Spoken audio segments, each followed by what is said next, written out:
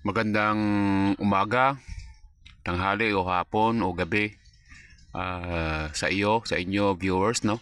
Hindi ko na masabing subscribers kasi ah, dadalawa pa lang ang subscribers ng YouTube channel na to ng Kulikak TV. Ngayon, ang topic natin, discuss natin ay itong 200 pesos, no? Paano tong mapalago, no? Investment. Sa thumbnail o pamagat ng uh, uploaded video na to ay investing the 200 pesos. Ngayon, maraming mag-iisip, no? Maraming magtataka na maraming magtataka, no? O maaaring magsasabi o kaya magtututol na hindi na i-invest, no, ang 200 pesos.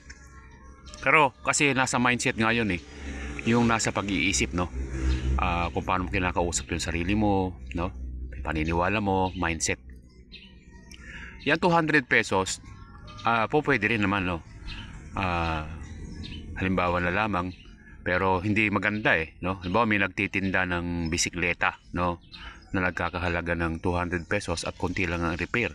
O kaya naman nagtitinda ng 500, tawaran mo at nagigipit siya. Pero hindi kasi maganda na maging mapagsamantala di ba? Sa gagipitan ng isang tao ay sasamantalahin mo, no? So, pag nabili mo yung bisikleta ng 200, ibebenta mo naman 500, meron ka ng tubong 300, no? Paulit-ulit mo lang gawin kung ano yung una mong ginawa. At hanggang sa ito nga ay lumago, no? O yung pang-araw-araw mo nakukuha mo mga basic needs tulad lang sabi ni Maslow na yung mga basic needs, di ba? Yung mga basic needs na clothing, food, and shelter, di ba? Kasi paano ka magkakaroon ng shelter dyan sa 200 pesos? Clothing dyan sa 200 pesos pwede kasi merong mga ukay-ukay na mura na, no? Food, mauubos yan. Ako nagtatanong pagka merong mga sa YT, no, YouTube na nagsabing ganito, ganyan gawin mo, yayaman ka. Napapaisip ako, ikaw ba nagawa mo na yon? Kaya pero parang meron din namang mga content na nagsasabing nagawa nila, ginawa nila, sa kasalukuyan sila ganito, ganyan, no? Okay yon. Pero meron pa rin namang mga hindi nagsasabi ng ganon, nagkukot sila. Pero at ang maraming nagsasabi na the best teacher nga raw ay ang experience. Pero pwede rin mo rin maging teacher ang pagmamasid, ano, sa mga karanasan ng mga iba. At syempre halimbawa na lamang sa mga matatagumpay na mga negosyante, no? Sino ang paniniwala mo? Siyempre kung sino yung mga talagang matatagumpay na mga negosyante, di ba? Katulad ng mga bilyonaryo, susunod milyonaryo, di ba? Kaya hindi ko sinasabi na ikaw ay itong 200 piso magiging 200,000, 2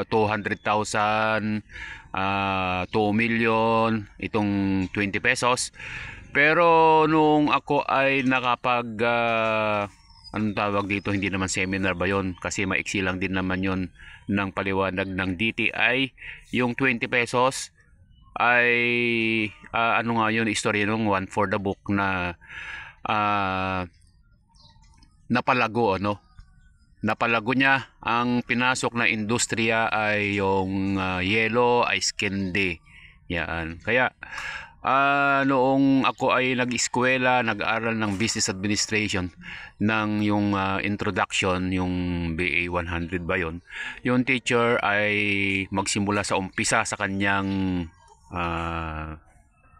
kaliwa pa kanan, marami kami, mahigit 30, 35, mahigit 40, ay magsabi ka ng industriya, no, nang walang paulit-ulit, hindi uulit.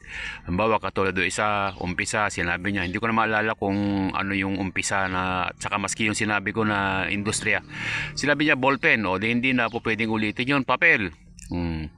Ako napapapunta sa mga lugar ng palengke. Talagang magkakaideya at magkakaideya ka ng kung ano po pwede mong papasukin sa halagang 200 pesos. Okay, pumunta ka sa palengke, no? Mamili ka. Oh, ibenta mo. Oh. Halimbawa, itong 200 pesos, bumili ka ng saging, no? 200 pesos. So, hati-hatiin mo yun na pumatong ka ng 50 pesos sa 200, magiging 250.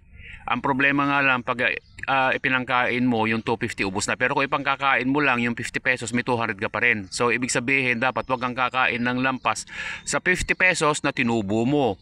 Pagkatapos, yung 220 ay ibili mo na naman ng kung anong po pwede mong ibebenta. O halimbawa na lamang, no? Sa 200 pesos, parang meron yata ngayon na nabibiling dishwashing na titimplahin mo o tapos ibebenta mo ngayon, no?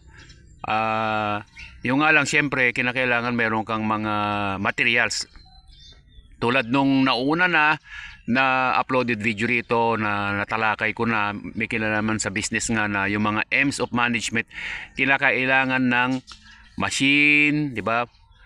Yung materials, money, moments, time. So yon, kaya hindi mo masasabing o hindi sasabihin na ang problema lamang ay pera. Kaya kung papansinin mo ang uploaded video sa Kulikak TV na to, yung una 1,000, kung napanood mo na, I suggest panoorin mo. Tapos yung sumunod 500, panoorin mo rin.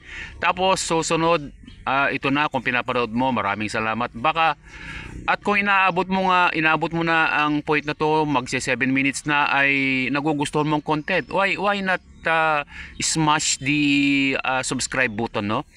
Ba't hindi mo pindutin yung para mag-subscribe ka? Kasi ang mag-subscribe. Kasi ang susunod dito pagkatapos ng 200 ay yung 100 pesos, no? Tapos ng 100 pesos, 50 pesos, tapos 20 pesos. At susunod po pwedeng wala na. Walang as in zero. Makakapagnegosyo ka ba naman ng wala kang pera? O bueno, suspense yan. Tatalakayin din dito sa YT channel itong Kulikak TV kung papaano ka makapagsisimula na makakapagnegosyo. Siyempre, mag-uumpisa ka sa maliit, no? Sabi nga nung Chinese proverb na 1,000 miles begins with a single step, no? So umpisa ka sa talagang bottom. Ayan. Kaya pag inabot mo to, mag 8 minutes na siguro, nagugustuhan mo, no? Ang na to. Ayan.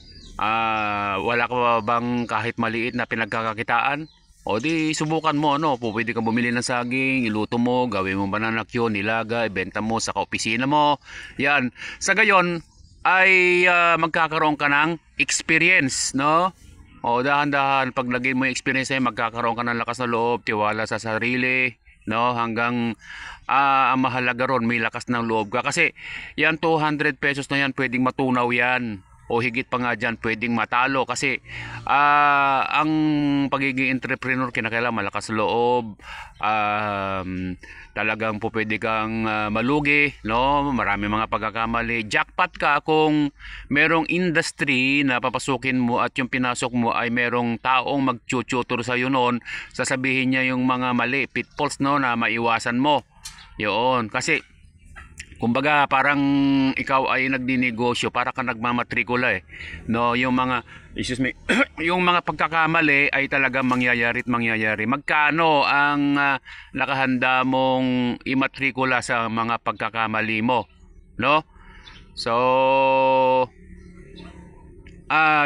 sa malamang na ma-upload na video rito na 100 pesos ay yung bago. Kasi parang itong Bangko Sentral ng Pilipinas ay hindi naman yata gumawa ba sila ng 200 pesos na bago na ganito? Ewan ko, hindi ko masigurado Pero kung magkagayon man, pwedeng ulitin ko siguro 2 o 3 piraso ng bagong 200 pesos. Pero sa susunod na uploaded video na gagawin ko ay yung 100 tapos 50 tapos 20 pesos tapos wala ano. So hintayin nyo, subaybayan ninyo.